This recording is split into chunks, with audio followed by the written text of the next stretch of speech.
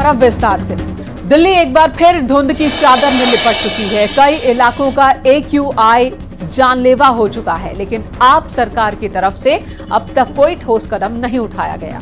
तो वहीं दिल्ली में दिवाली पर पटाखा पॉलिटिक्स जरूर हावी है, क्योंकि अरविंद केजरीवाल प्रदूषण के लिए उत्तर प्रदेश और हरियाणा को जिम्मेदार ठहरा रहे हैं। तो वहीं बीजेपी दिल्ली की सरकार को नाकाम बता रही है, नाकामी गिना रही है। दिल्ली सरकार के मंत्री गोपाल राय ने कहा, पटाखे की वजह से दिल्ली में प्रदूषण बढ़ा। तो बीजेपी ने पलटवार करते हुए कहा कि हिंदुओं के त्योहार से आखिर इतनी नफरत क्यों है। गोपाल राय ने कहा कि हरियाणा और उत्तर प्रदेश में से दिल्ली में पटाखे आए हैं, जिसकी वजह से आतिशबाजी हुई। तो बीजेपी ने पलटवार करते हुए कहा कि अपनी नाकामी छुपाने का तरीका सही है। वहीं जब केजरीवाल सरकार ने आरोप लगाया कि बीजेपी के नेताओं ने दिल्ली में खूब पटाखे चलवाए, तो जवाब में कहा गया कि 10 दिन पहले दिल्ली में कौन पटाखे फोड़ रहा था। साथ ही दिल्ली सरकार की तरफ से आरोप ये भी लगाए गए हैं कि दिल्ली को जानबूझकर टारगेट किया गया। तो बीजेपी ने सवाल पूछा, प्रदूषण रोकने के इंतजाम का क्या हुआ।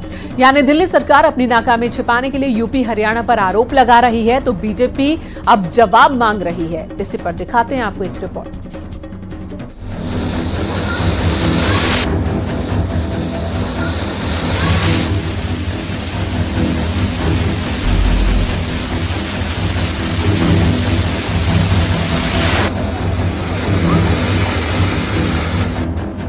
धुंध की चादर में लिपटी दिल्ली की आबो हवा में जहर है, सांस लेना दूभर है और AQI लेवल 900 के पार पहुंच चुका है।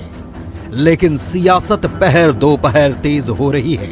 अपनी गलती को छिपाने के लिए प्रदूषण का ठीकरा दूसरे राज्यों पर फोड़ा जा रहा है और बमबाजी को दिल्ली में बढ़ते प्रदूषण के लिए जिम्मेदार ठहराया जा रहा है। यहां तक कि दलील दी जा रही है कि दिल्ली के कुछ इलाके को टारगेट किया गया और जानबूझकर पटाखे छोड़े गए। अब दिल्ली सरकार के इस बयान पर सियासी बमबाजी होने लगी है। कुछ जगहों पर टारगेटेड तरीके से पटाखे फोड़े गए और बड़ी मात्रा में फोड़े गए। NCR के अंदर भी पटाखे फोड़े गए। दिल्ली के लोगों के मन में तो ये बात थी कि हमें जो हवा अच्छी हुई है उसे खराब नहीं करना है, लेकिन जिस तरह से भारतीय जनता पार्टी एक जिम्मेदार पार्टी होने के बावजूद उनके जिस तरह से नेता लोगों को उकसा रहे थे, और उसका परिणाम आज दिल्ली को झेलना पड़ रहा है। अगर पॉल्यूशन पटाखों से होता तो दुनिया में सबसे ज्यादा पॉल्यूशन इस वक्त गजा में होना चाहिए था, जहां लगभग 2000 टन बम फट चुके हैं। वहां पॉल्यूशन क्यों नहीं है? वहां पे AQI है 40। यूक्रेन में पॉल्यूशन क्यों नहीं है? सीरिया में पॉल्यूशन क्यों नहीं है? अफगानिस्तान पाकिस्तान के बॉर्डर पे पॉल्यूशन क्यों नहीं है? क्योंकि आप पॉल्यूशन से नहीं लड़ना चाहते, आप बच्चों के पटाखों से लड़ना चाहते हैं। आप प्रदूषण ठीक नहीं करना चाहते, आप केवल दिवाली पर बैन लगाना चाहते हैं। इसीलिए जनता इस प्रकार के बैन को मान नहीं रही।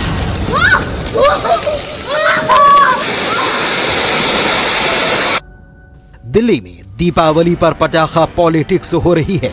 आम आदमी पार्टी और बीजेपी आमने सामने हैं, लेकिन इस दम घोटू दिल्ली में आम जनता की नींद उड़ चुकी है।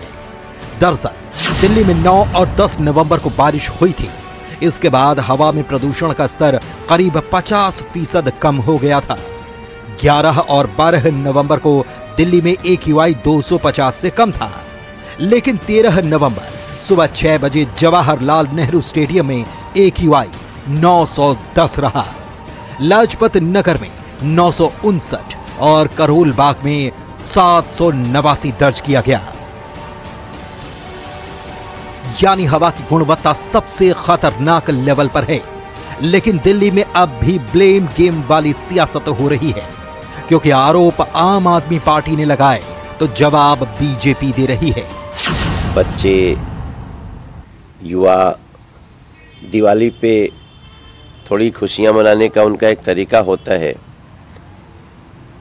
मेरा मानना है कि फायर क्रैकर्स या ग्रीन पटाखे भी ना के बराबर बजे हैं, लेकिन कांग्रेस हो या ये जो पार्टियां जिनके आप नाम ले रही हैं, इनके पेट में दर्द है कि इस देश के लोग दिवाली क्यों मना रहे हैं। इनका दर्द यह है कि दिवाली नहीं मनाने देना चाहिए। सर्वोच्च न्यायालय में जब सुनवाई हुई हवा प्रदूषण को लेकर दिल्ली की और तमाम और प्रदेशों की, तो फटकार लगाई गई एक निठल्ले निकम्मे मुख्यमंत्री अरविंद केजरीवाल को और उनकी सरकार को। जब तक पंजाब में पापी आपकी सरकार नहीं थी तो पंजाब पे दोषारोपण करते थे। अब वो पंजाब को जो सहायता केंद्र सरकार ने करी है, ना उस ग्रांट का सदुपयोग, ना जो साधन दिए गए हैं उसका सदुपयोग कर पा रहे हैं। दिल्ली सरकार प्रदूषण के लिए पटाखे को जिम्मेदार मान रही है, तो फिर दिवाली से पहले दिल्ली की आबो हवा क्यों जहरीली थी? अगर 9 और 10 नवंबर को हुई बारिश से पहले दिल्ली की तस्वीर देखें तो इस सवाल के जवाब खुद मिल जाएंगे, जैसा कि बीजेपी के नेता केजरीवाल सरकार से पूछ रहे हैं। कुछ लोग पॉलिटिक्स कर रहे हैं, ये वो लोग कर रहे हैं जिनके दिमाग में पॉलिटिकल पोल्यूशन भरा हुआ है। अब जो सड़क का पोल्यूशन है, हवा का पोल्यूशन है, वो तो ठीक हो सकता है, लेकिन दिमाग का पॉलिटिकल पोल्यूशन ठीक नहीं हो सकता। इसीलिए आतिशबाजी पे बयानबाजी का दौर चल रहा है। इसलिए मुझे लगता है इस तरह की जो बयान बहादुरी है, इस तरह की बयानबाजी है, उससे जो है वो कोई पोल्यूशन खत्म होने वाला नहीं है। यानी इस पटाखा पॉलिटिक्स में अब बात हिंदुओं के पर्व त्योहार पर आ चुकी है, क्योंकि पराली नहीं, गाड़ियों से निकल रहे धुएं नहीं, कूड़े जलने से नहीं, फैक्ट्रियों से नहीं, बल्कि केजरीवाल सरकार के मुताबिक दिल्ली की हवा सिर्फ और सिर्फ पटाखों से प्रदूषित हुई है। Bureau report, news 18।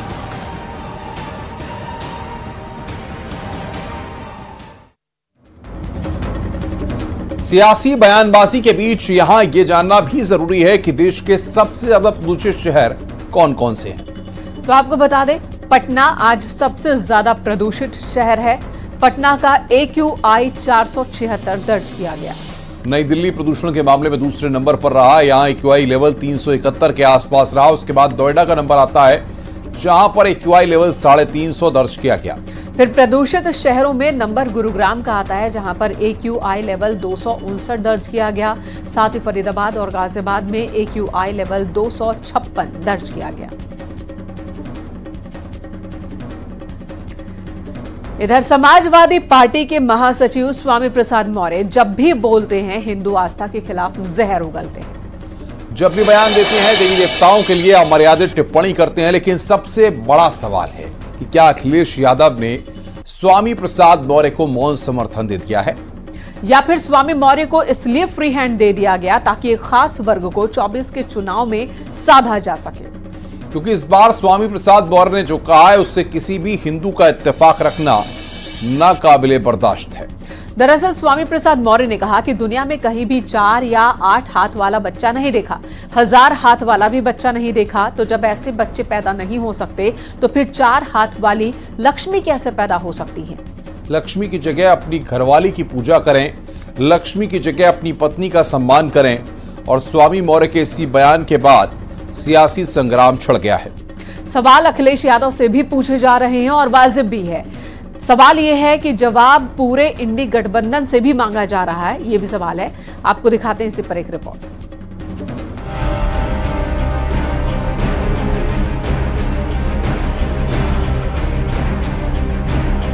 स्वामी मौर्य ने एक बार फिर मर्यादा लांघी है, एक बार फिर हिंदू आस्था पर हमला किया है और सनातनियों के पवित्र त्योहार दिवाली पर सवाल खड़े कर दिए हैं। उन्होंने न सिर्फ देवी देवता का अपमान किया बल्कि पूजा पाठ पर भी आपत्ति दर्ज की है।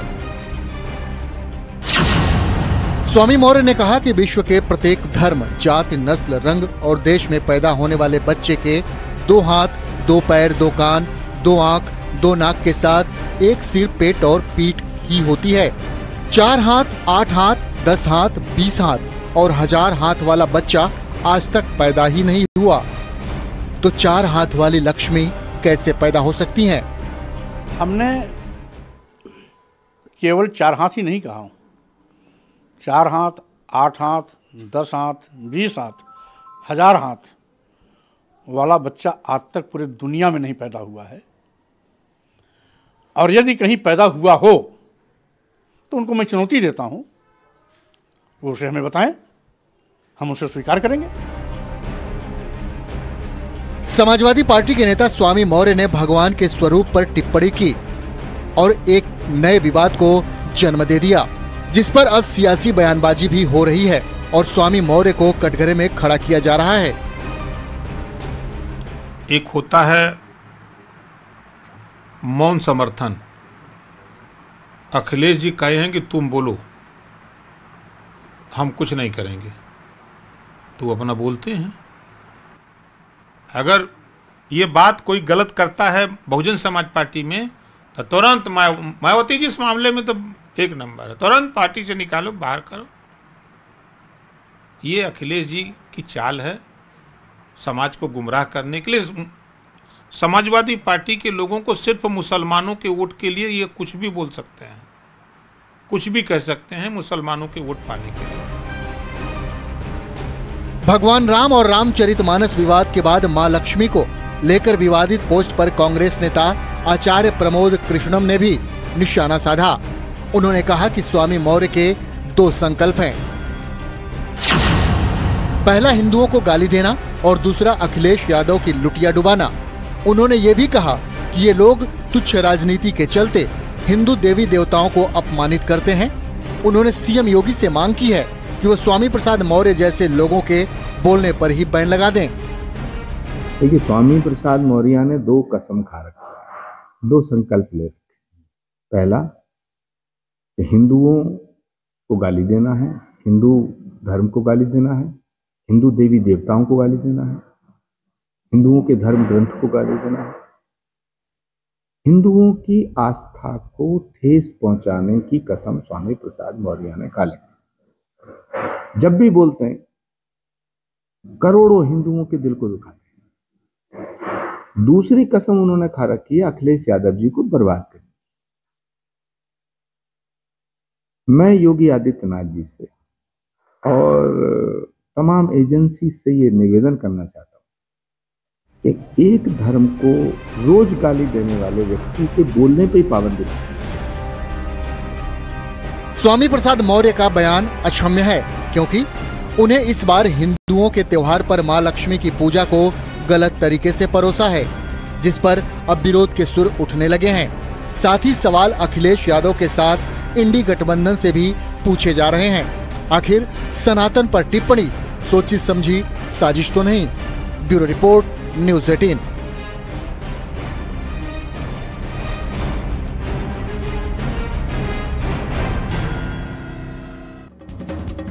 स्वामी मौर्य के विवादों की फेहरिस्त काफी लंबी है, लेकिन अब तक समाजवादी पार्टी या फिर अखिलेश यादव की तरफ से एक्शन नहीं लिया गया।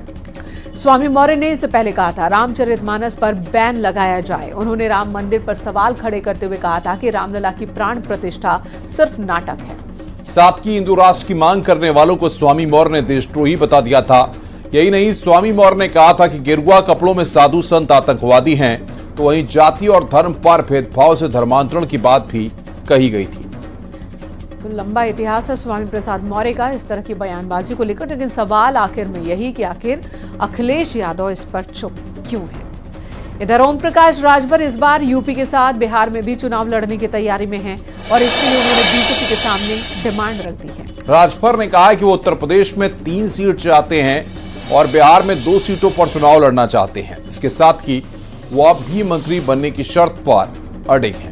राजभर ने अपनी बात को दोहराते हुए कहा कि जब यूपी में मंत्रिमंडल विस्तार होगा उनकी सीट पक्की है। और आखिर राजभर के इस दावे में कितना दम है, आइए इस रिपोर्ट के जरिए आपको दिखाते हैं। हम तो बनेंगे, टाइम आने दीजिए। अब देखिए, इसकी खबर हम आपको 7 तारीख को बताएंगे फाइनल। जिस शर्त के साथ ओम प्रकाश राजभर एनडीए में शामिल हुए थे, जिस टर्म एंड कंडीशन के साथ वो बीजेपी से गठबंधन किए थे, अब उसे जमीन पर उतारने के लिए मोलभाव शुरू हो चुका है। राजभर ने यूपी में 3 सीटों पर चुनाव लड़ने की बात कही है, तो बिहार में 2 सीटों पर चुनाव लड़ने का मन बना लिया है। इसके साथ ही उन्होंने एक बार फिर मंत्री बनाने की बात दोहराई और कह दिया कि मंत्री तो बनकर रहेंगे। और जहां तक सवाल हमारा है, तो देखिए यूपी में भी हम अपनी पार्टी को मान्यता प्राप्त दल कराने के लिए 3% सीट, मतलब लगभग 3 सीट हम लड़ने का प्रपोजल रखेंगे और इसके साथ साथ बिहार में भी हम 2 सीट लड़ेंगे। देखिए, तारीख तो हम लोगों ने नहीं बताई, तारीख तो सूत्रों के हवाले से आप लोगों के चैनलों पे चली और सूत्रों के हवाले से अखबारों में छपी। कोई राज्यपाल या राजभवन से कोई ऐसा पत्र तो जारी नहीं हुआ, मुख्यमंत्री के यहाँ से तो कोई ऐसा पत्र जारी नहीं हुआ कि नहीं फला तारीख को शपथ दिलाया जाएगा। हाँ, ये तय है कि हम एनडीए में शामिल हुए हैं और सरकार में शामिल करने की बात तय है, ये फाइनल है। अब जय दिन टल रहा है तय दिन। राजभर का दावा है कि पूर्वांचल में उनकी पार्टी और उनके समाज का दबदबा है, तो बिहार में भी वो जमीन तैयार कर रहे हैं। ऐसे में कम से कम 5 सीटों पर एसबीएसपी ताल ठोकेगी। हालांकि अभी तक बीजेपी से सीट शेयरिंग पर बातचीत नहीं हुई है। एनडीए के सहयोगी दल सुभाषपा के राष्ट्रीय अध्यक्ष ओम प्रकाश राजभर का एक बार फिर बड़ा बयान सामने आया है।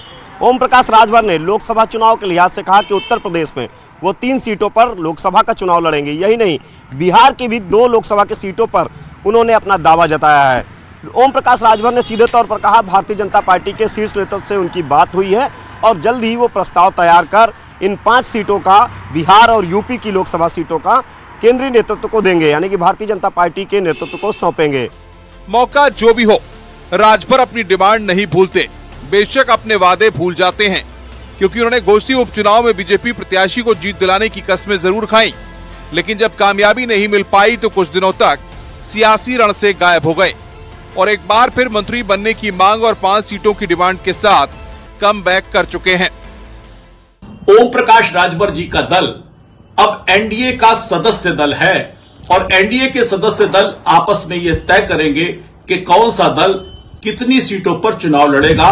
राजभर जी का बयान ये उसी दृष्टिकोण को परिभाषित करता है और चूंकि उनका दल अब एनडीए का सदस्य दल है तो निश्चित रूप से आने वाले समय में उन्हें भी हम उत्तर प्रदेश के मंत्रिमंडल में सदस्य के रूप में देख सकते हैं। यानी सुभाषपा अब उत्तर प्रदेश के साथ बिहार में भी लोकसभा चुनाव लड़ने का मन बना रही है। पार्टी प्रमुख राजभर ने कहा है कि उनकी पार्टी लोकसभा चुनाव लड़ने के लिए पूरी तरह से तैयार है, तो ऐसे में इंतजार अब बीजेपी की तरफ से सीट शेयरिंग पर है। आखिर राजभर को सियासी रिंग में कितनी सीटें नसीब होती हैं और मंत्री बनने का ख्वाब कब तक पूरा होता है, देखना होगा। Bureau report, news 18।